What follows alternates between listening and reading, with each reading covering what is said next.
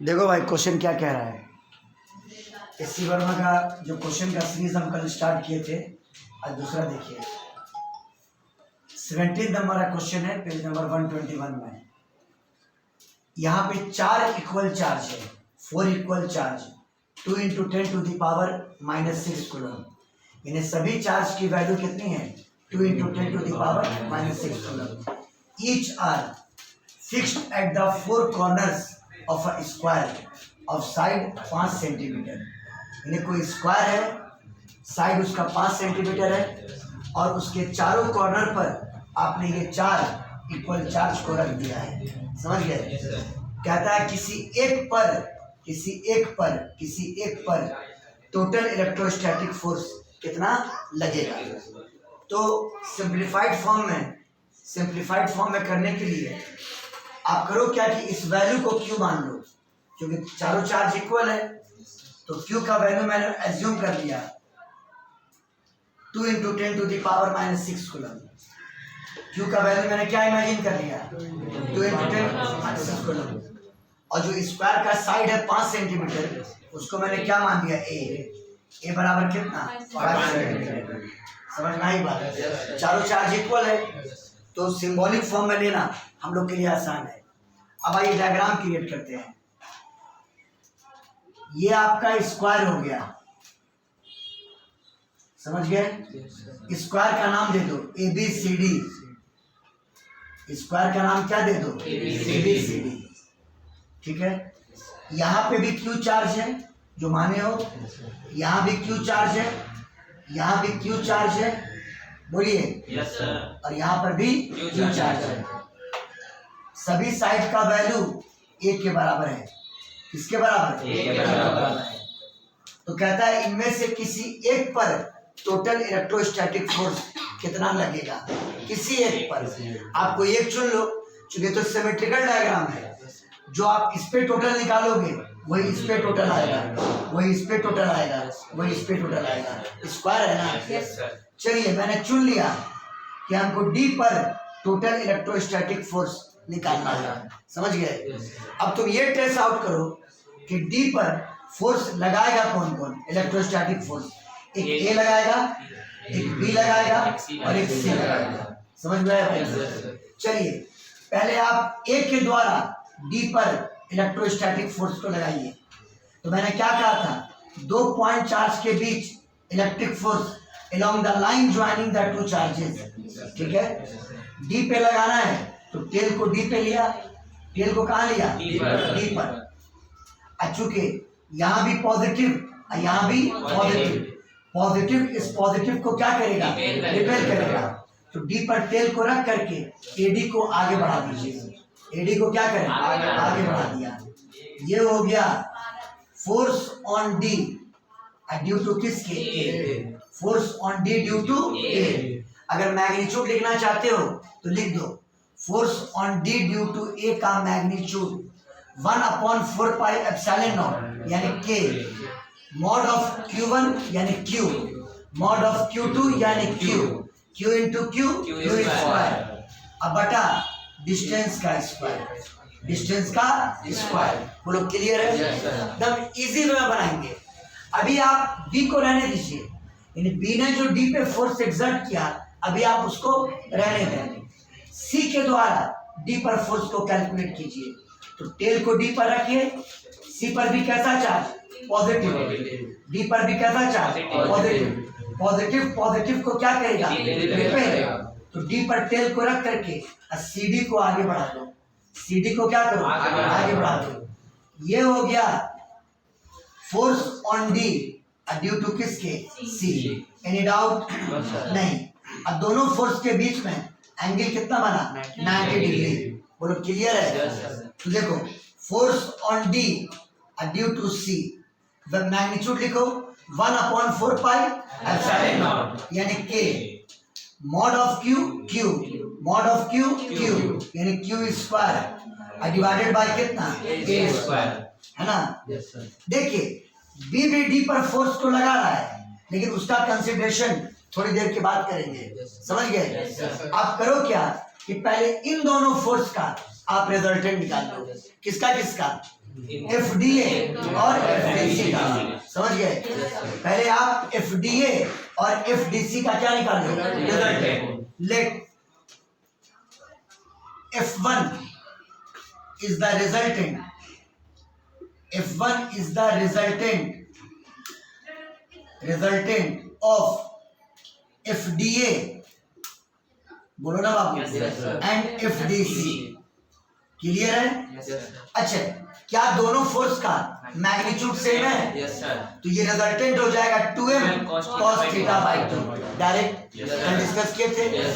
Therefore F1 is equal to 2m into cos theta by 2।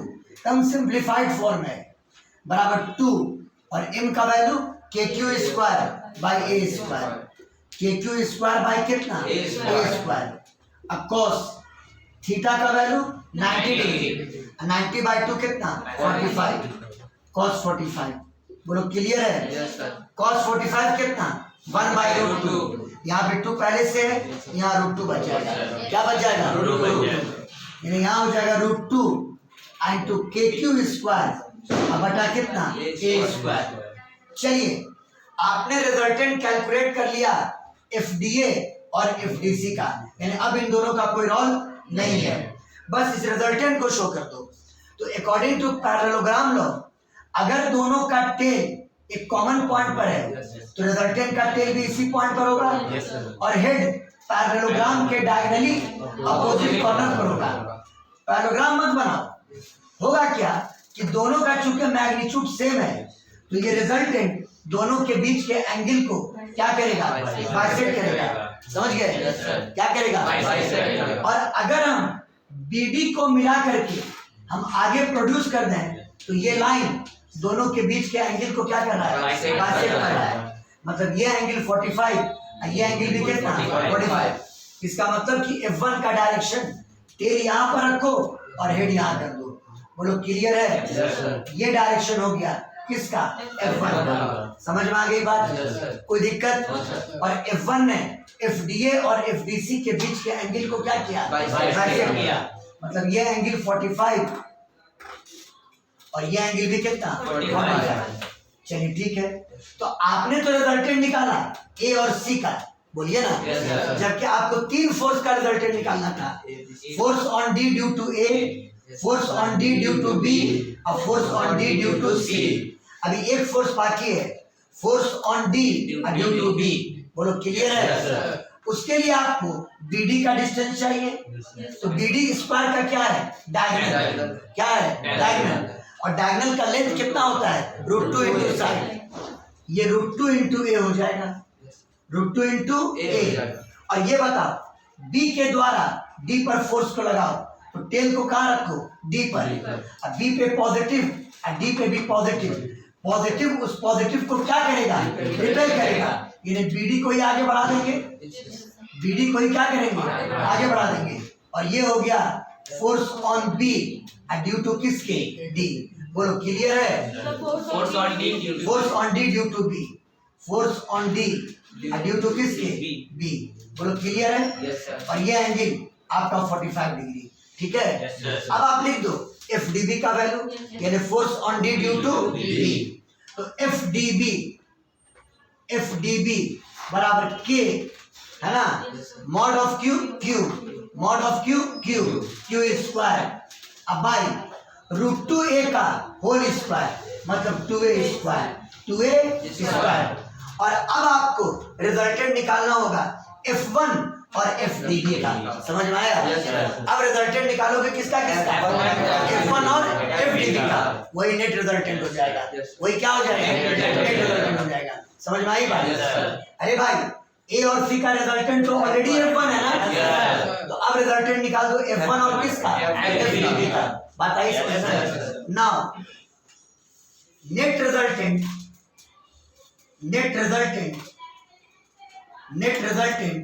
is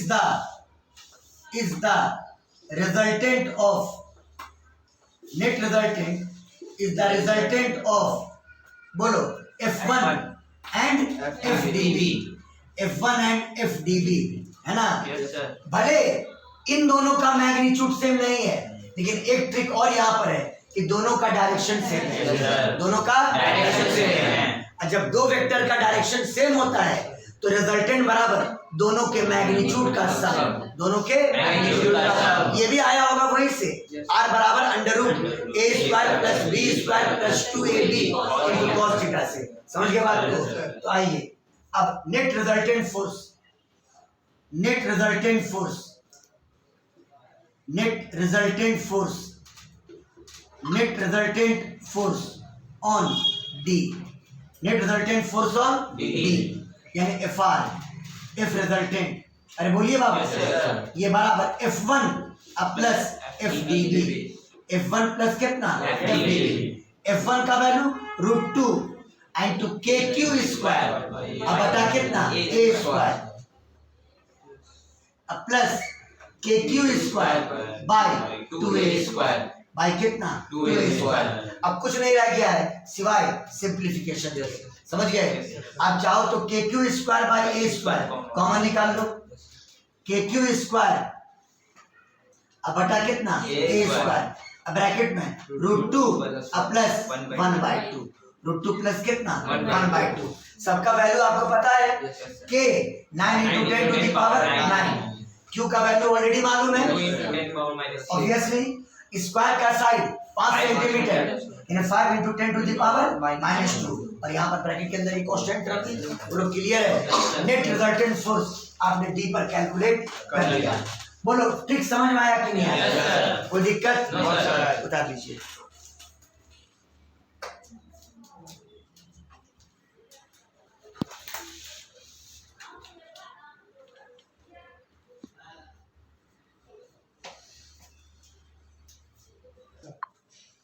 आपके पास question है, दो charge particle है, दोनों पे इतना चार्ज है, इक्वल चार्ज है 2 × 10 टू द पावर -8 कूलम।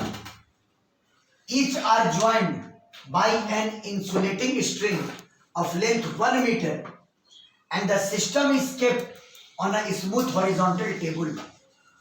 मतलब जैसे मान लो ये एक स्मूथ हॉरिजॉन्टल टेबल है, ये दे देने का मतलब इसमें कोई फ्रिक्शन नहीं है, फ्रिक्शन नहीं है।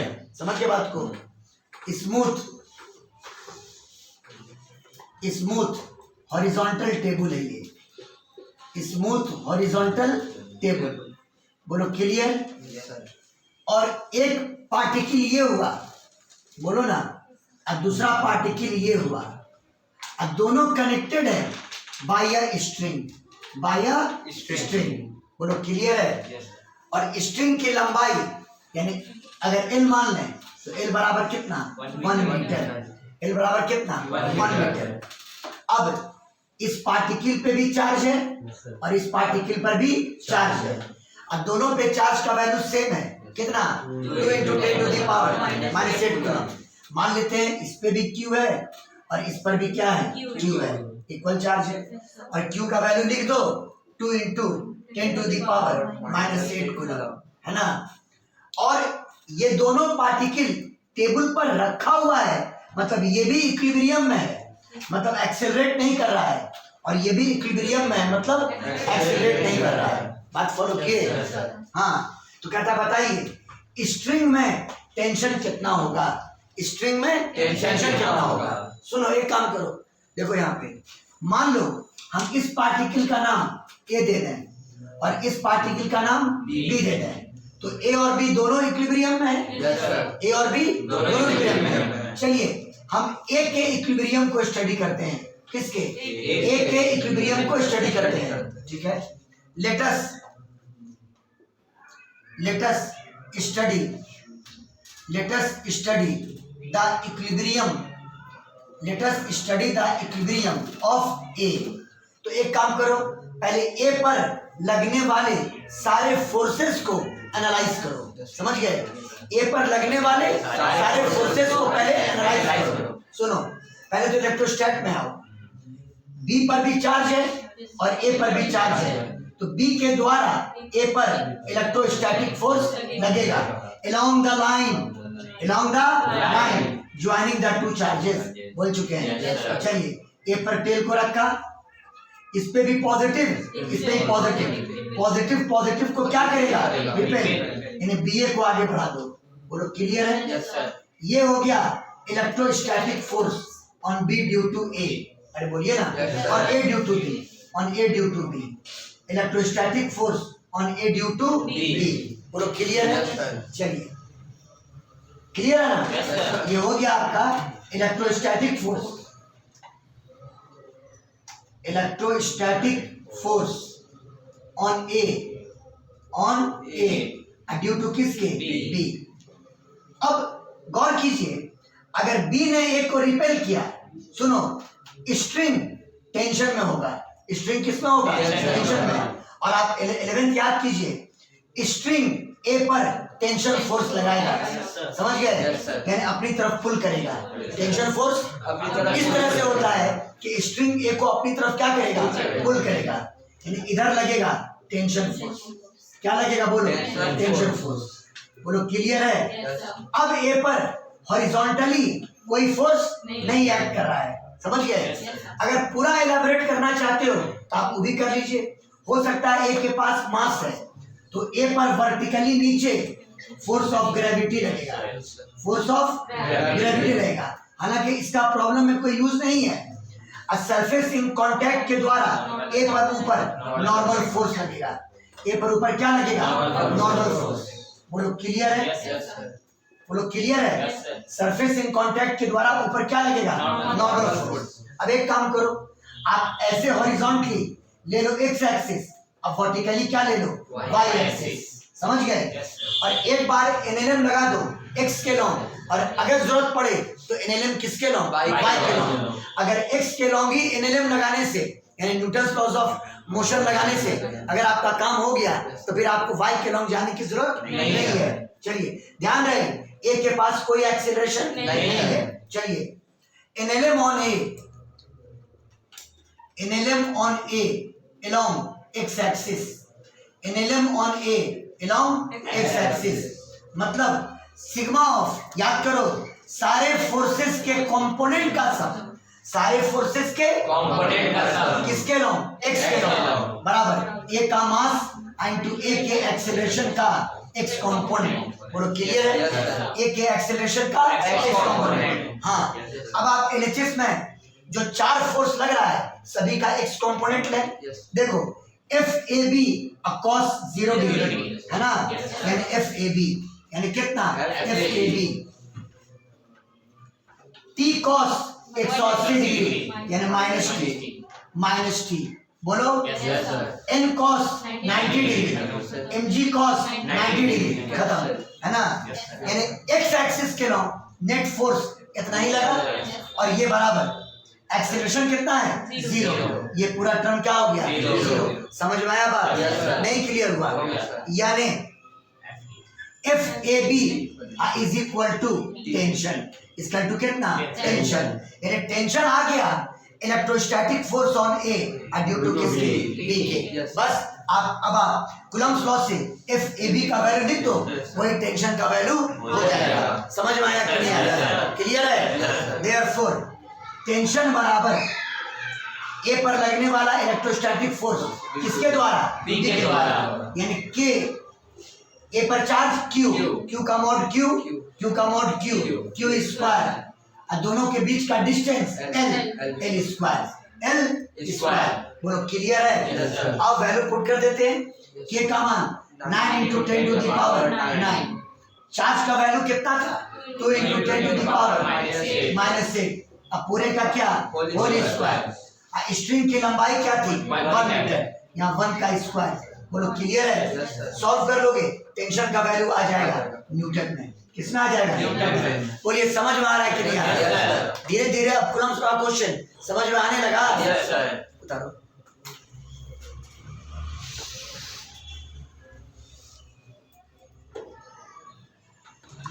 देखिए 25 नंबर का क्वेश्चन क्या कह रहा है, आपके पास 2 आइडेंटिकल बॉल है। आइडेंटिकल का मतलब दोनों का मास सेम है, दोनों का मास सेम है। ईच कैरिंग चार्ज Q, दोनों पे चार्ज कितना है, Q है। Are suspended from a common point, एक कॉमन पॉइंट से दोनों को लटकाया गया बाई स्ट्रिंग्स, दो स्ट्रिंग से जिनका लेंथ इक्वल है, यानी कितना L। ये पहला स्ट्रिंग, ये दूसरा स्ट्रिंग। अरे बोलो, यहाँ पे पहला बॉल, यहाँ पे दूसरा बॉल, है ना। और ये पॉइंट ऑफ सस्पेंशन, ये क्या हुआ, पॉइंट ऑफ सस्पेंशन, जहां से दोनों बॉल को क्या किए, लटकाए, पॉइंट ऑफ सस्पेंशन। बात आई समझ में। अब दोनों स्ट्रिंग का लेंथ इक्वल है, यानी कितना L, इक्वल है यानी कितना L। बोलो क्लियर है। दोनों बॉल पे Q चार्ज है, यानी इसका भी चार्ज Q है और इस पर भी चार्ज कितना है, Q है। बोलो क्लियर है। अगर कहता है जब दोनों बॉल इक्विलिब्रियम में होगा तो दोनों स्ट्रिंग के बीच एंगल 2 थीटा बन रहा होगा। दोनों स्ट्रिंग के बीच एंगल क्या बन रहा होगा, 2 थीटा। मतलब ये पूरा एंगल आपका 2 थीटा है, ये पूरा एंगल आपका कितना है, 2 थीटा। बात फॉलो किए। कब, जब ये दोनों बॉल किस चीज में होगा, इक्विलिब्रियम में। जब दोनों बॉल किस चीज में होगा, इक्विलिब्रियम में। समझ गया बात को। तो आपको निकालना है कि दोनों बॉल का मास क्या होगा, दोनों बॉल का मास क्या होगा, है ना। दोनों स्ट्रिंग के बीच का एंगल 2 थीटा है जब दोनों बॉल इक्विलिब्रियम में है, दोनों बॉल इक्विलिब्रियम में है। तो आपको ये निकालना है कि दोनों बॉल का मास क्या होगा। हालांकि दोनों बॉल का मास सेम होगा, दोनों बॉल का मास सेम होगा। हम मान लेते हैं let m is mass of each ball. m मान लेते हैं दोनों बॉल का मास है। बोलो क्लियर। चलो नाम देते हैं, इसका नाम A और इसका नाम B। तो इक्विलिब्रियम में तो दोनों है, कौन कौन, A और B। आप किसी एक का इक्विलिब्रियम पढ़िए। तो let us study the equilibrium of A। एक आप पढ़ लेते हैं। चलिए, let us study the equilibrium of A। Let us study the equilibrium of A। तो आपको करना ये होगा कि A पर लगने वाले सारे फोर्स को एनालाइज करना होगा। बात फॉलो किए। चलिए आइए, जैसे आप 11th NLM में करते थे। सुनो, सबसे पहले आप A और B को एक स्ट्रेट लाइन से मिला दो, क्योंकि बात आएगी इलेक्ट्रिक फोर्स की। बोलिए ना, B A पर इलेक्ट्रिक फोर्स लगाएगा along the line joining them, along the line joining them। चलो आओ, A पर इलेक्ट्रोस्टैटिक फोर्स लगाओ, किसके द्वारा, B के द्वारा। टेल A पर रखा, B पर भी पॉजिटिव, A पर भी पॉजिटिव। B A को क्या करेगा, रिपेल करेगा।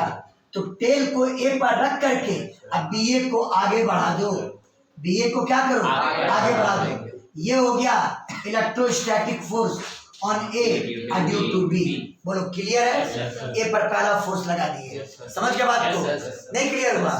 चलिए आइए, A पर वर्टिकली डाउनवर्ड mg लगेगा। क्या लगेगा, बोलो mg। समझ गए। और A पर इधर धागा है ना, धागा A को पुल करेगा by tension force, by tension force. समझ गए। जो लोग NLM नहीं पढ़े हुए हैं, जब पढ़ेंगे तो समझ जाएंगे इस चीज को। बात फॉलो किए। धागे के द्वारा A पर क्या लगेगा, टेंशन फोर्स। ध्यान रहे कि आप लोग को M का वैल्यू निकालना है। किसका वैल्यू। चलिए, बहुत अच्छी बात है। सुनो, पहले एक काम करते हैं, हम इस O से, क्योंकि देखो ये साइड और ये साइड बराबर है, तो आइसोसेलेस ट्रायंगल हो गया। अगर O से AB पर हम परपेंडिकुलर गिरा दें तो ये दो काम करेगा, इस साइड को बाइसेक्ट करेगा और एंगल को भी बाइसेक्ट करेगा। मतलब ये एंगल आपका थीटा हो जाएगा और ये एंगल क्या हो जाएगा, थीटा हो जाएगा। कोई डाउट। और अगर इसको M मान लें तो AM और MB दोनों सेम होगा। बोलो क्लियर है। दोनों क्या होगा, सेम होगा। एक काम करो, ये जो वर्टिकली mg लग रहा है, थोड़ा इस लाइन को ऊपर प्रोड्यूस कर दो। अरे बोलो ना बाबू। अच्छा, ये भी वर्टिकल लाइन और ये भी वर्टिकल लाइन, तो ये एंगल और ये एंगल सेम होगा। ये एंगल कितना मान लिया, थीटा। आप अपना चॉइस ऑफ एक्सिस इधर ले लो, एक्स एक्सिस। अरे बोलो बाबू। और इधर क्या ले लो, वाई एक्सिस। ले लिया। चलिए, एक बार NLM लगाओ x के लॉन्ग और एक बार NLM y के लॉन्ग। और ऐसा करके आपको बॉल का मास निकालना है। बॉल का क्या निकालना है? मास। समझ में आई Yes, बात? sir. आइएगा, सबसे पहले NLM on A, NLM on A along x axis, NLM on A along x axis, यानी सिग्मा fx सारे फोर्स का कंपोनेंट x के लॉन्ग बराबर मास इनटू एक्सेलरेशन का x कंपोनेंट। बोलो क्लियर है? Yes, sir. चलो, तीन फोर्स लग रहा है और तीनों का x कंपोनेंट लेना है। Yes, sir. बताओ t का x component t cos 90 minus theta, ये t sin theta, t sin theta. बताओ FAB का x component FAB cos 180 degree, यानी माइनस FAB हो गया। Yes, sir. अच्छा, mg का x component mg cos 90 degree 0। बोलो क्लियर है? चलिए, net force along x axis इतना आ गया, लेकिन कोई एक्सीलरेशन x के लॉन्ग नहीं है, क्योंकि बॉल तो इक्विलिब्रियम में है। बॉल किस चीज में है? इक्विलिब्रियम में है। ये बराबर आपका हो गया 0। बोलो क्लियर है? यानी एक इक्वेशन आ गया, t sin theta is equal to FAB, is equal to FAB। Equation number कितना? फर्स्ट। कहोगे सर क्या इस बार NLM y के लॉन्ग यूज करना जरूरी है? क्योंकि आपको जो चीज कैलकुलेट करना है वो तो अभी तक किसी इक्वेशन में आया ही नहीं है। कहोगे sir electrostatic force on A due to B को जब खोलिएगा उसमें भी मास नहीं आएगा, उसमें भी मास नहीं आएगा। यानी अब हम मजबूर हैं NLM यूज करने के लिए किसके लॉन्ग? y एक्सिस के लॉन्ग। क्लियर है? नोट कर जल्दी से।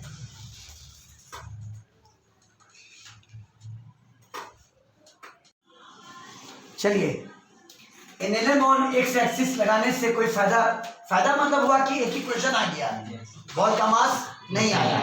अब हम NLM लगाएंगे किसके लॉन्ग? y के लॉन्ग। किसके लॉन्ग? y के लॉन्ग। हमारे डायग्राम पर तो सब कुछ एग्जीक्यूटेड है, यानी क्वेश्चन जो लिखा हुआ है इसको मिटा देते हैं। समझ गए? उसी कोई जरूरत नहीं है हमको। क्वेश्चन जरूरत है नहीं, डायग्राम पर सब कुछ एग्जीक्यूटेड है।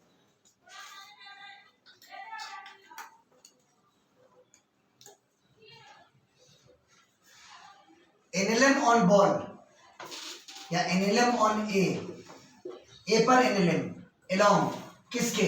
y axis, along y axis, along y axis. ठीक है। सिग्मा FY सारे फोर्स का कंपोनेंट किसके लॉन्ग? y के लॉन्ग बराबर A का मास इनटू एक्सेलरेशन का y कंपोनेंट। बोलो क्लियर है? चलो आओ, सारे फोर्सेस का ये और ये इनका कौन सा कंपोनेंट लो? y component. t cos theta, बहुत शानदार। अरे बोलो ना। mg cos 180 degree minus mg FAB cos 90 degree 0 हो गया। Net force along y axis t cos theta minus कितना? mg। y एक्सिस के डायरेक्शन में भी कोई एक्सेलरेशन नहीं है, ये बराबर 0। यानी इक्वेशन आ गया t cos theta is equal to mg। Equation number कितना? सेकंड। अब कुछ लोग सर आप बेकारे नहीं ये पढ़े, आप ये पढ़ लेते तो m का वैल्यू आ जाता। अरे भैया यहाँ से m की वैल्यू भी नहीं आ सकती है, क्योंकि t का वैल्यू आपको पता नहीं है। बात फॉलो किए? आपको t का वैल्यू पता नहीं है, यानी you will have to bring out this equation. आपको ये इक्वेशन लाना ही होगा। बात आई समझ में? हाँ, t को एलिमिनेट कर सकते हैं, t को एलिमिनेट कर सकते हैं। आप करो क्या? इक्वेशन 1 और इक्वेशन 2 को क्या कर दो? डिवाइड कर दो। इक्वेट कैसे करोगे? यहाँ t sin थीटा है और यहाँ क्या है? t cos theta. इक्वेट आप कैसे कीजिएगा? डिवाइड कर दीजिए, LHS को LHS से और RHS को RHS से। हाँ, dividing 1/2, dividing 1/2, t sin theta by t cos theta, t से t cancel, sin theta by cos theta, tan theta. और आपको थीटा के लिए टेंशन नहीं लेना है, क्योंकि क्वेश्चन में 2 थीटा दिया हुआ है। थीटा का जिक्र क्वेश्चन ने कर दिया है, मतलब वो नोन है, तो tan theta is equal to FAB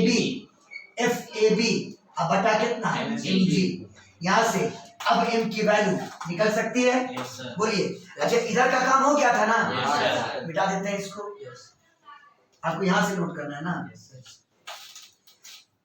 M की वैल्यू निकालनी है, वहां से क्रॉस मल्टीप्लाई कर दो तो एफ ए बी बटा जी tan थीटा हो जाएगा एम का वैल्यू। अरे बोलो ना, एम यहाँ tan थीटा नीचे, तो M is equal to F A B upon G into कितना tan थीटा। हाँ, अभी तक ये फोर्स हम लोग निकाले नहीं है, ए पर इलेक्ट्रोस्टैटिक फोर्स किसके द्वारा, बी के द्वारा, है ना। उसके लिए आपको पूरा ए बी का डिस्टेंस चाहिए जो कि क्वेश्चन में दिया हुआ नहीं है। अब आया मेन मामला, अरे बोलिए ना, आपको पूरा ए बी का क्या चाहिए, distance. That you don't know, आप वो अभी नहीं जान रहे हैं। अरे बोलिए ना, तो मैंने कहा था ये जो मैंने ओ एम परपेंडिकुलर गिराया है ए बी पर, वो साइड को बाइसेक्ट कर रहा है, ए बी को क्या कर रहा है, बाइसेक्ट कर रहा है। आप पहले ओ एम कैलकुलेट कर लो, क्या O M, triangle O M, triangle A M O का यूज करके, किसका यूज करके, ए एम ओ का। In triangle A M O, in triangle A M O ये मालूम है और ये निकालना है, ये साइड मालूम है और ये एंगल आपको पता है, हम लगाएं साइन थीटा, तो sine theta is equal to P by H हो जाएगा। तो sine theta is equal to O M by N, O M by कितना एन, बोलो क्लियर। वैल्यू किसका चाहिए, ओ एम का, किसका, ओ एम का। इसका मतलब कि ओ एम का वैल्यू आ गया एल इंटू कितना साइन थीटा, एल इंटू कितना साइन थीटा। नीचे का आ रहा है, देखते हैं एक बार, ओ एम का वैल्यू कितना आया, एल इंटू साइन थीटा, बोलो। ओ एम नहीं, सॉरी गलती से लिया गया, sine theta is equal to A M, ये एम है, एम अपॉन एल, तो M is equal to L into कितना साइन थीटा, बोलो क्लियर है। अच्छा, जब एम एल साइन थीटा आ गया तो ये भी एल साइन थीटा होगा, बोलो। इसका मतलब ए बी क्या हो जाएगा, समझ में आया बात। Therefore A B is equal to 12 into कितना साइन थीटा, समझ में आया। A B is equal to कितना 12 साइन थीटा। अब आप इस कंडीशन में हैं कि एफ ए बी का मान लिख सकते हैं, यानी ए पर electrostatic force due to B लिख सकते हो ना। बताओ एम का वैल्यू, बोलो एफ ए बी का मान के, ठीक है, यानी 1/4 पाई के, क्यू का मॉड क्यू, क्यू का mod Q, Q square by R square, तो आर का मतलब 12 साइन थीटा, आर का मतलब 12 साइन थीटा, जी भाई 12 साइन थीटा। अब पूरे का क्या होल स्क्वायर, अब गुना जी इंटू कितना tan थीटा, जी इंटू tan थीटा। ये बॉल का क्या आ गया, मास। बात फॉलो किए, क्या बॉल का क्या गया, मास। बात फॉलो किए। और इस आंसर में, इस एक्सप्रेशन में कोई भी टर्म अननोन नहीं है कि 1/4 पाई एप्सिलॉन 9 क्यू चार्ज दिया हुआ था, दोनों बॉल का चार्ज दिया हुआ था, थीटा क्वेश्चन में दिया हुआ है और एल स्ट्रिंग की लंबाई क्वेश्चन में दी हुई है, यानी अब जी तो आप जानते ही हैं 9.8 मीटर पर सेकंड स्क्वायर, समझ गए। यानी इस आंसर में कोई अननोन टर्म नहीं बचा, यही हमारा रिक्वायर्ड आंसर होता है। बोलो बात फॉलो किए कि नहीं किया, है ना।